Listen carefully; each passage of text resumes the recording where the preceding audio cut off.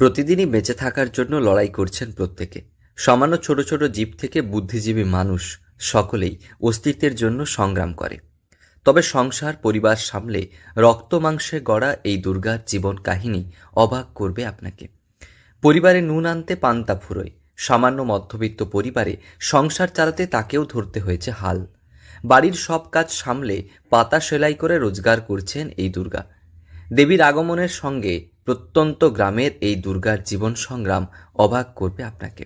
আমি শালপাতার কাজ করি, সেলাইয়ের কাজ, শালপাতা প্লাস কাঠি গাঁথা সবই করি। সঙ্গে রান্নাবান্না তো আছে, মেয়ে মানুষ মানে রান্নাবান্না আছে, ওটা করি। মোটামুটি 200-250 টাকা ইনকাম আছে পার ডে। আমার মাসে তো 6-7 হাজার টাকা ইনকাম আছে। যখন যেরকম সেলাই করি। হ্যাঁ, একদম সেলাই করি। কোথা থেকে এই পাতা নিয়ে আসেন? আমি বালিচক থেকে আনি, যখন যেখান থেকে, মোটামুটি বালিচক থেকে আমার মালিক দিয়ে যাবে, সেখান থেকে বেশি কাজটা করি। শুধু তাই নয়, বিভিন্ন সময়ে স্বামীর সঙ্গে প্রতিমাও তৈরিতে হাত লাগাতে হয় তাকে।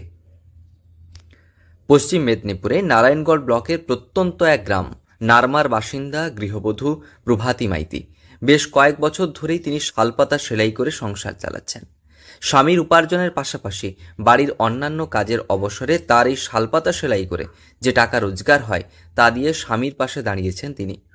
তবে পুজোর সময়ে স্বামীর সঙ্গে হাত লাগিয়ে তিনি তৈরি করেন বিভিন্ন ধরনের প্রতিমা।